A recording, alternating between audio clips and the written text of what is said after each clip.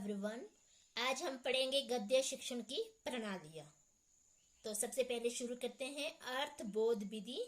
अर्थबोध विधि का मतलब है कि गद्य के दौरान पाठ में आए जो कठिन शब्दों का अर्थ स्पष्ट करने के लिए शिक्षण कार्य करवाना अर्थबोध विधि कहलाता है। और जो इस विधि में जो अध्यापक होता है, शिक्षक होता है, उसके द्वारा छात्रों को चित्र दिखाकर, मानचित्र दिखाकर, फ्लैश कार्ड के माध्यम से भी और संकेत करके शब्दों का अर्थ बताया जा सकता है।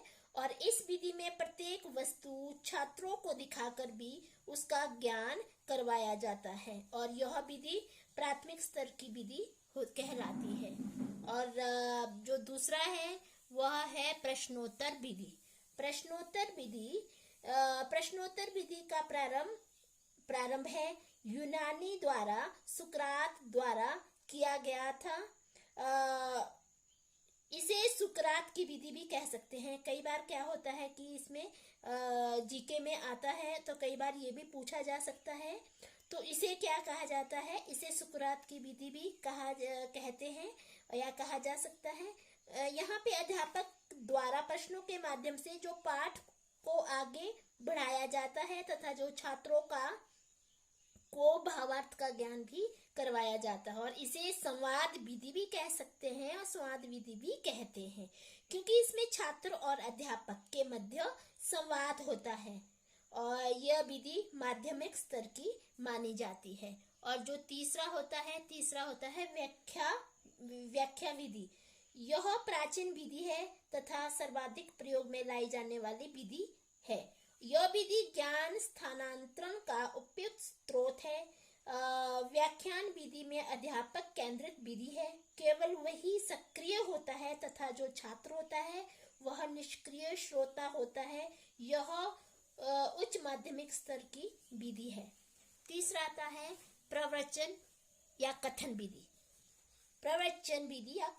इस विधि के माध्यम से पाठ में आए कठिन शब्दों या उक्तियां जो होती है, उक्तियां, कथनों का अर्थ स्पष्ट किया जाता है। इसके 4 रूप बताए जाते हैं। सबसे पहले अनुवाद विधि, दूसरा है कोश विधि, तीसरा है टीका विधि, चौथा है परिभाषा विधि। ये जो पहला है अनुवाद विधि, ये प्राथमिक स्तर की ये होती है।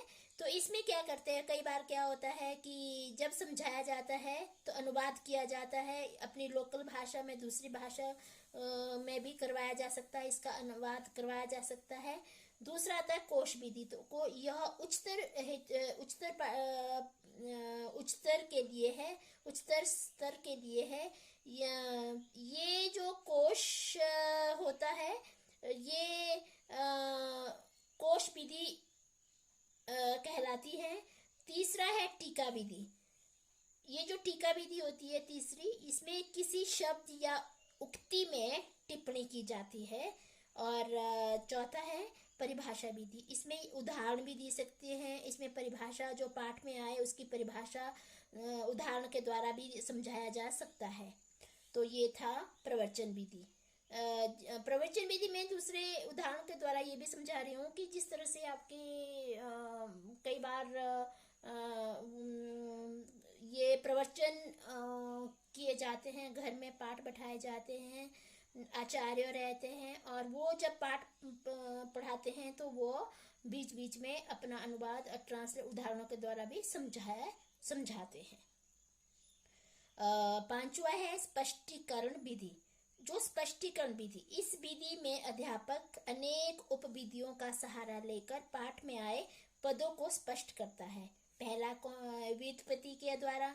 इसमें क्या होता है, संधि, समास, प्रत्यय, उपसर्ग, संज्ञा पद, क्रियापद आदि की अलग अलग व्युत्पत्ति करके अर्थ को स्पष्ट किया जाता है। यह उच्च स्तर हेतु होता है। दूसरा वाक्य प्रयोग के द्वारा, कि पाठ में आए कठिन पदों को दूसरे सरल वाक्यों में प्रयोग करके अर्थ को स्पष्ट किया जाता है। तीसरा है तुलना के द्वारा। यह समानार्थक, विलोम शब्द आदि के द्वारा भी तुलना की जाती है। चौथा है उदाहरण। उदाहरण के माध्यम से भी काठिन्य निवारण किया जाता है। तो ये हुआ स्पष्टीकरण। अब इसके बाद आता है विश्लेषण विधि। विश्लेषण विधि इसमें आता है विश्लेषण विधि में कि अन्य विधि द्वारा यदि शब्दों के अर्थ स्पष्ट न हो तो विश्लेषण विधि अपनाई जा सकती है। विश्लेषण विधि से अभिप्राय होता है कि किसी पदार्थ के संयोजक तत्वों की पृथक करना। तो ये जो शब्द में विश्लेषण से तात्पर्य उसकी व्युत्पत्ति, तुलना, उपसर्ग, प्रत्यय, संधि, समास द्वारा उसका स्पष्टीकरण करने से होता है, जो मैंने अभी आपको समझाया है। तो शब्दों की व्युत्पत्ति किस धातु से हुई है, जैसे विद्या शब्द विद धातु से बना है, इस प्रकार शब्दों की तुलना करके प्राय शब्दों के द्वारा अर्थ स्पष्ट किया जा सकता है। और उपसर्ग के भेद बताते हुए उनका अर्थ समझाते हुए यह भी स्पष्ट करना चाहिए कि किस प्रकार उनके साथ शब्दों के अर्थ में परिवर्तन आता है। तो इस तरह से संधि तथा समास में बने शब्दों के अर्थ परिवर्तित होते हैं। और अब आता है उद्बोधन विधि। उद्बोधन विधि, उद्बोधन का अर्थ होता है ज्ञान कराना, चेतना, याद दिलाना, वो जगाना। ऐसी क्रिया में विद्यार्थियों का सक्रिय सहयोग स्वाभाविक होगा। इससे यह विधि मनोवैज्ञानिक विधि होती है और जो अध्यापक होता है उद्बोधन की भूमिका निभाता है। और यह शब्दार्थों का स्पष्टीकरण स्वयं न करके छात्रों से विभिन्न साधनों द्वारा उद्बोधित करवाता है। श्यामपट्ट का प्रयोग अथवा पाठ्य सहायक सामग्री इस विधि में विशेष सहायक होती है। और इसमें जो छात्र होता है, छात्र इसमें रुचि लेता है और अध्यापक प्रत्यक्ष प्रदर्शन द्वारा भी यह विधि अपना जा सकता है। जैसे संज्ञा है, विशेषण, क्रिया आदि कराते समय वस्तुओं एवं क्रियाओं का प्रत्यक्ष प्रदर्शन का अर्थ समझाया जा सकता है। इसे अर्थबोध विधि भी कहा जा सकता है। अब आता है संयुक्त विधि। संयुक्त विधि का मतलब होता है कि गद्य शिक्षण की इन विधियों को अध्यापक अपनी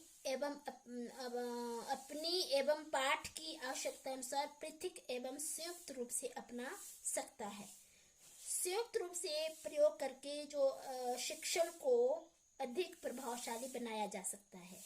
अर्थबोध विधि की उपयोगिता को नकारा नहीं जा सकता, भले ही इसमें छात्र निष्क्रिय रहते हैं। इस विधि में आवश्यकता अनुसार अपनाना उचित है।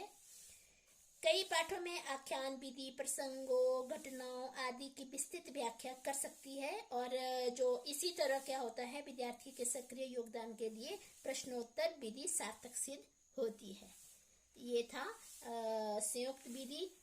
अब आता है समीक्षा विधि। समीक्षा विधि, इस विधि में निबंध के तत्वों का विश्लेषण किया जाता है, उसके गुण दोषों को परखा जाता है। उनके गुण दोषों को परखने की योग्यता उच्च कक्षाओं के विद्यार्थियों से होती है। और यह विधि उच्च माध्यमिक तथा उच्च कक्षाओं के लिए ठीक रहती है, क्योंकि विद्यार्थियों के भाषा की योग्यता के विकास तथा ज्ञानात्मक उद्देश्यों की पूर्ति के लिए भी यह समीक्षा विधि उचित होती है। तो ये जितने भी हमने गद्य प्रणाली में विद्यार्थियों की मनस्थिति के अनुसार प्राथमिक कक्षाओं के लिए विश्लेषण विधि ठीक रहती है तथा उच्च कक्षाओं में विश्लेषण व समीक्षा विधि से गद्य पाठ करवाना चाहिए। माध्यमिक कक्षाओं में चारों विधियों की आवश्यकता अनुसार संयुक्त विधि से गद्य पाठ करवाना उचित रहता है। और अध्यापक हमेशा ध्यान रखे कि विद्यार्थियों की भाषाई योग्यता को विकसित करने के रास्ते ढूंढता रहे और जो विद्यार्थियों की सक्रियता बनाए रखे और वह पाठ संतुलित रूप से चले, क्योंकि जो आदर्श वाचन होता है, अनुकरण वाचन होता है, गृह कार्य, सभी सोपानों का अपना अपना एक महत्व होता है। अध्यापक की प्रेरणा और बुद्धि की उनका मार्गदर्शन करती है। Thank you.